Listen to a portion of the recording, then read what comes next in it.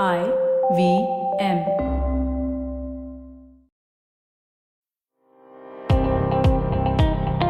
Welcome to All Things Policy, a daily podcast supported by Pragati, a flagship media initiative of the Takshashila Institution. We're a bunch of policy nerds based in Bengaluru, and we like to bring a fresh perspective to Indian affairs and an Indian perspective to global affairs. So grab a cup of coffee, sit back, and join us for today's chat. Hello everyone, welcome to another episode of All Things Policy. I am Kingshuk Saha, a researcher at the Takshashila Institution. With me is my colleague Bharat Sharma, an analyst at Takshashila Institution. Today we'll discuss the likely Quad Foreign Minister meeting on the sideline of UNGA in New York. Hello Bharat, it's great to have you in All Things Policy. Hi, Kingshuk. Nice to be here. So we'll discuss some of the issues that might come up during the meeting. Yeah, so there has already been kind of reports and so on in the news regarding a possible foreign ministers meeting, and there have been reports that that the ministers might meet, and then of course, Minister Hayashi has been replaced by another minister. So there's obviously it would add kind of a new kind of dynamic to the Quad ministers. And discussing kind of what might assume, which topics might come up in the meeting. And I think there are 3 or 4 issues that kind of we could discuss. I think one of the things that might come up, of course, is kind of South Korea's interest in joining the Quad. So last week, the South Korean envoy kind of expressed interest in joining the Quad country. South Korea said that it already was an important partner for all Quad countries, and quote unquote, it is entirely on the Quad members to consider including us. So of course, the question here is how do Quad countries see kind of South Korea, and can South Korea be kind of involved in Quad plus mechanisms, given that it already is an important partner? Kingshuk, what do you think about South Korea's kind of involvement in Quad's existing mechanisms in the Indo-Pacific? Yeah, it's a very interesting thing, with the changing geopolitical landscape. And if you look at the 4 Quad countries and their relation with South Korea. So South Korea had been always a close ally of United States. If you look at the economic integration between these 2 countries, and even if you look at the defense tie between these 2 countries, US armed forces are stationed in South Korea. And another key member, now if we talk about Japan, that historically Japan and South Korea has had issues, maybe due to Japan colonial rule and all those things. But with gradual passage of time and new emerging challenge, the past is taking a backseat and due to the new emerging challenge. And if you see the recent historic Camp David summit that was between United States, Japan, and Korea. South Korea. During that summit, some of the important thing decided between these 3 countries, and that had been touted as the opening of a new era in trilateral cooperation. So the 3 countries will deepen their existing cooperation in the field of defense, then military, economic security, supply chain, emerging technologies, and developmental assistance, and countering disinformation. If you see these issues with what Quad is doing, so these are in convergence with Quad. So it makes a lot of sense. And if you look at the location of South Korea, where it is situated, it is one of the key countries of Northeast Asia, and it is in a turbulent neighborhood. If you see the threat it faces from country like North Korea, that regularly poses a threat to it with its missiles, and also the rise of aggressive China. So again, if you see, the neighborhood is extremely volatile. This is where Quad comes in for South Korea. And if you look how it would help the Quad members, like if you look at the country, South Korea is one of the leading economies in the world, and also it is a global leaders in emerging technologies. So if you see the present world, there is a deeper convergence between technology and geopolitics. So South Korea would deeply fit into this and add value to the existing Quad ethos and the challenge it faces. So it would be more, symbiotic relation between the Quad countries and South Korea. So obviously it makes a very good case, for a Quad plus. Sure. And I think there is already, I mean, Quad has talked about including Indo-Pacific, important Indo-Pacific partners in its mechanisms. It's talked about collaboration with ASEAN. It's talked about collaboration with just regions in general. I mean, Southeast Asia, they've talked about Pacific Island nations. They've talked about the Indian Ocean region. So I think as Quad itself is kind of ramping up its footprint in the Indo-Pacific, I think we might see that it more and more kind of collaborates with partners like South Korea in Quad plus mechanisms. And I mean, it's unlikely. Rather than unlikely, I think it would take it would be a bit it would be a meteor kind of proposition for the Quad to kind of involve South Korea in its institutional kind of grouping, but I think Quad plus mechanisms perhaps make more sense. And I think the other issue that Kingshuk, you and I were talking about was the Fukushima nuclear plant. How might that issue kind of come up? Yes, Bharat. International Atomic Energy Agency safety review has concluded that Japan planned to release the treated water stored at the Fukushima Daiichi nuclear power station into the sea are consistent with IAEA's safety standard. The IAEA notes that the controlled gradual discharge of treated water to the sea as currently planned would have negligible radiological impact on people and environment. And reports from Kyodo News have indicated that Japan might ask support from its Quad partners for Japan release of treated radioactive water from Fukushima nuclear complex into sea. So what are the Quad countries stand and how the discussion might take place on the issue? What if it does come up in conversations, if the Quad foreign ministers likely do issue some kind of statement, what might it look like? I mean, that's the question. And there's obviously, I think, I mean, Japan has been kind of ramping up this diplomatic campaign. We saw it at the East Asia Summit. We saw at the ASEAN Japan Summit. We saw it at the G20 Summit, where kind of Japan issued a statement and so on. So, I mean, yeah, it's an interesting question. I mean, what might Quad do? And as Kyodo News kind of reports, I mean, Japan's foreign minister might kind of, push for support from Quad partners. So I think, yeah, I mean, as there was the discharge from the Fukushima plant, it has been met with strong opposition from China. I mean, China imposed a comprehensive kind of import ban on Japanese seafood.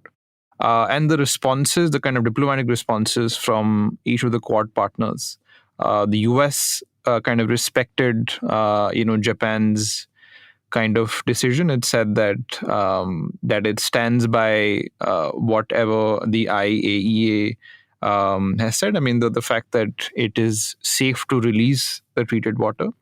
So the US has said that it respects Japan's transparency and engagement with the IAEA, and the fact that Japan has been proactively kind of coordinating with scientists and so on in the Indo-Pacific, and the fact that the US kind of stands with Japan on the issue. Australia, again, I mean, a very similar kind of made kind of a very similar point, which is that it kind of supports the critical role of the IAEA in Japan's plans for managing the release. India, I mean, it hasn't, as far as I know, it hasn't kind of released a statement regarding the issue. But I mean, it's likely, of course, that India, if it does kind of join Quad partners in supporting Japan's release, it might just say that yes, we also do kind of support the role that the IEA has played. We support what the IEA has been saying regarding Japan's release of the water, and it kind of supports Japan's kind of stance. So I do think it's likely that I mean, if there is a response, there is a statement by kind of the Quad, it might just revolve around these issues. So another kind of, if you move on, I think another kind of topic of conversation that might kind of come up in the meeting is China's kind of release of its, quote unquote standard map, in which it kind of has subsumed areas that are kind of controversial. I mean, the inclusion itself is controversial, and that has led to kind of diplomatic alarm in Southeast Asia. We saw a number of countries kind of speak out against the issue. What I mean, if it does come up in kind of Quad's discussions, what kind of way would it take? I mean, how might the discussion kind of take place? And if they, are intent on kind of releasing a statement of any kind on the issue, on the, as you call it, cartographic aggression by China. I mean, how might it take place? And do you think it's likely that they will speak out against the issue? Stay tuned to All Things Policy. We'll be right back after a short commercial break.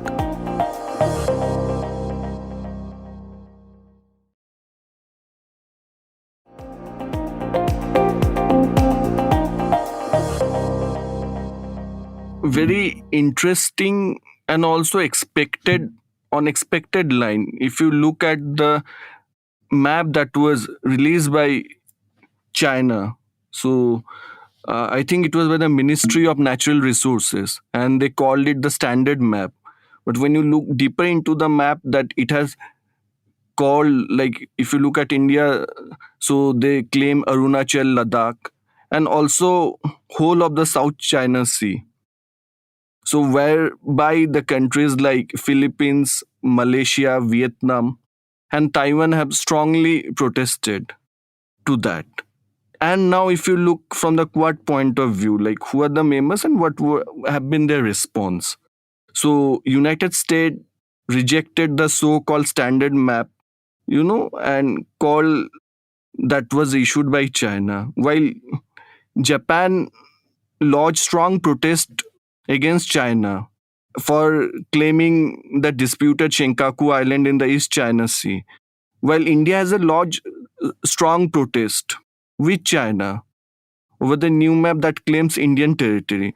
So you need to, see a background of this China's aggression, as you called, is a cartographic war. If you look in the recent past, like China had been getting more and more aggressive under Xi Jinping. And it has, like recently, it had dispute with Philippines also. It has with India. It is increasing the dispute with Japan. And now coming to Quad, like, so as you rightly pointed out, like China is more like the Banco's ghost that is always present in Quad without being named. And I think like it will be one of the key thing if in this likely foreign minister meeting. So if you look at the declaration of the New Delhi foreign minister, Quad foreign minister meet that happened in March. So there they said like, we reiterate the importance of international law as reflected in UN Convention of Law of Seas to meet the challenges of maritime rule-based order, including in South and East China Sea. And we strongly oppose any unilateral action that seek to change the status quo or increase the tension in area. So when you see that declaration and post that this map was released by China, so there is a strong likelihood that all the Quad countries may issue a joint statement in their ministerial meeting. with the changing dynamics, like as China is getting more and more aggressive in the region. And as the new map shows, one of the, I think, inherent strength of China is its size and economy. And if you look at the countries with whom it has dispute, it single them out like as an individual. Like, so India is fighting against China as India. Japan is fighting as Japan. So, like, at Quad level, the Quad should take the leadership at diplomatic level and call out this Chinese bluff and, explicitly take a stand on this issue, whereby it will not only rise Quad profile in the Indo-Pacific as someone who is serious and ready to take the bull by the horn, and also it will send a message to China, that enough is enough, and you can't bully everyone, and rule of law is for everyone has to follow, and there is a rule of law. Because when we talk about in a normative sense what ought to do in today's present world, it doesn't have anything unless we see from a realistic angle and not what ought to be done and what has to be done and is being done. So intention has to be backed by capabilities. And in this, I think Quad has a very important role to play. So moving ahead, Bharat, like in this likely meeting, as the Quad foreign minister will be talking, I think one of the issues would be the expansion of permanent and non-permanent seat of UN Security Council. And as it is happening in New York and that too in United Nations, it is far more, if you see the location and the context, it is far more relevant. Also, if you remember, like during the Quad ministerial meeting in New Delhi, the minister has discussed the need for, comprehensive reform agenda about you in this changing political landscape, how to make the intergovernmental organization more relevant for present era. So in this context, like how you see, the need to firstly to reform. So in reform, more specific, the expansion of permanent and non-permanent seat in UN Security Council. All kind of joint statements since 2021 have talked about kind of some form of increasing representation in forums like organizations like the UN, for example. And because it's pertinent to kind of note this, and the fact that it might come up in the meetings is because the meeting is happening at the sidelines of the United Nations General Assembly kind of meeting itself.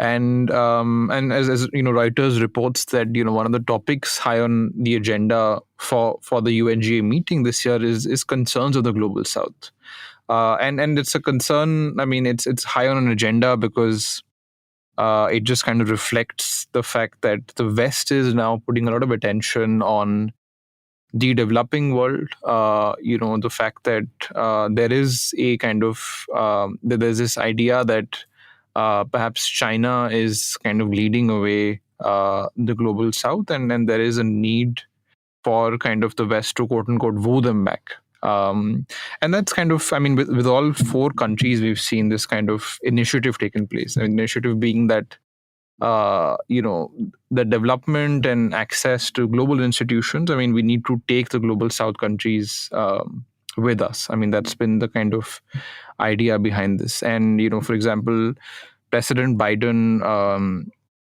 kind of unveiled a major initiative, with G20 partners in Delhi to kind of scale up and kind of reshape the World Bank to kind of focus on effective delivery of poverty reduction, ramp up kind of initiatives on inclusive economic growth, and kind of focusing these on and kind of looking at these through the prism of the aid and help that developing countries need.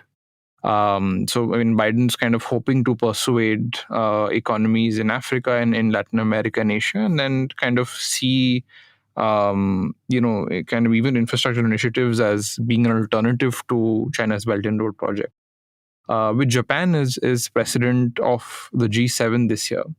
We kind of saw similar initiatives. I mean, Japan and Germany both have been pushing for a reform of the Security Council, the UNSC, and Japan and other G7 members have been kind of trying to engage the global South, and they've been trying to kind of stay relevant amidst growing Chinese influence in developing countries. I mean, Japan's Kishida said that Japan hopes to kind of play a role where it kind of bridges the gap between the G7 and the global South in areas like energy and food security. I mean, and even look at just the fact that Kishida has been kind of Kishida, and as well as ministers in Japan have been spending a lot of time in Asia and Africa. I mean, Kishida and May spent time visiting Egypt, Mozambique, Ghana, Kenya. And his kind of idea was to convince leaders in these countries that the G7 kind of cares about them, that there is convergence around what kind of issues they are focusing on, convergence between these countries and the issues that the G7 is focusing on. And India, of course, I mean, through the year has been kind of campaigning for the global South. I mean, we saw that one of the kind of headlines or the central kind of tenets of India's agenda at the G20 as president was, increase access of global South countries to global institutions, kind of focus on issues like energy, infrastructure, development as part of the G20 agenda.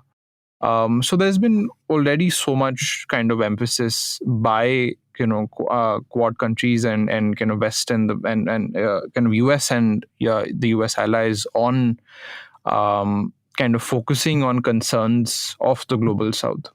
So it is likely that you will have kind of a ramping up of kind of the emphasis on global South countries, and even it's already part of Quad's kind of agenda, but you might see a ramping up of it at the meeting at the UNGA. Rightly said, Bharat. As you have pointed out, India's role in the successful hosting of G20, and one of the, I think, main success of this G20 summit was adding African Union as a part of G20. So when you look at the existing UN system, it is a relic of a bygone era of post 1945, the war that happened between the great powers. But if you look at the present context, we need to appreciate there is no representation from South America. There's no representation from Africa. There's no representation from Oceania. And even if you look, India, which has the world highest population, and also is a democratic country. So, and one of the emerging economy, it is the fifth largest economy, and is emerging as a voice of the global South. In this context, we often, tend to lose the focus by looking at what is happening, like US is one side and China and Russia is another side. And there's an increasing tendency to divide the countries of global South, or for that matter, developing countries. So either you take my side, or my way, or the highway. But having said that, these countries have their own challenges, their own need for development, and there are certain common issues that affect one and all, like climate change, then the gap in digital divide. These are the pressing issues that need to be addressed. And if this need to be addressed, there's an urgent need to reform this international organization, that is United Nations. And when we talk about United Nations, we have to see about the Security Council. It should not be held hostage by 5 countries who, for their own real politic, use that. So, and if you look from Quad context, it is relevant as India is a strong candidate, as I have said, due to its population. its emerging economy, and also India has solution. India can offer solution for some of the emerging challenge of global south for the simple reason it has been through this. So if you look at about India's digital public infrastructure, it can be of great use to the countries of global south. Also, another quad country, if you say Japan, if you look at Japan track history, it has been one of the highest donor for United Nations, and Japan had a very active role, played an active role in United Nation organization. So also, like another country would be Australia.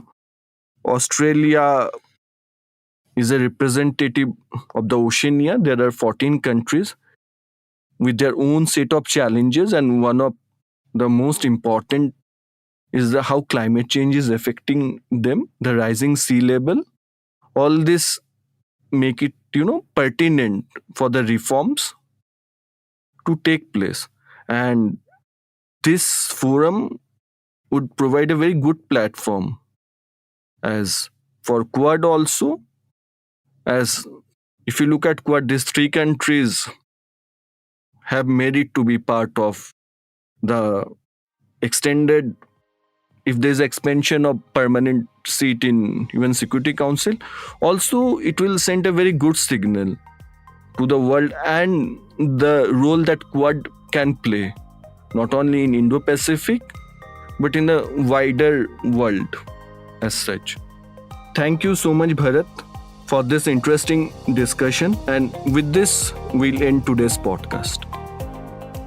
If you liked our show, don't forget to check out other interesting podcasts on the IVM network. You can tune into them on the IVM Podcast app, ivmpodcast.com, or wherever you listen to your podcasts. You can also follow IVM on social media. The handle is @IVM Podcasts on Twitter, Facebook, and Instagram. And hey, if you'd like to dive into Takshashila's research on technology, strategy, and economic affairs, check us out at our Twitter handle @TakshashilaINST or our website takshashila.org.in.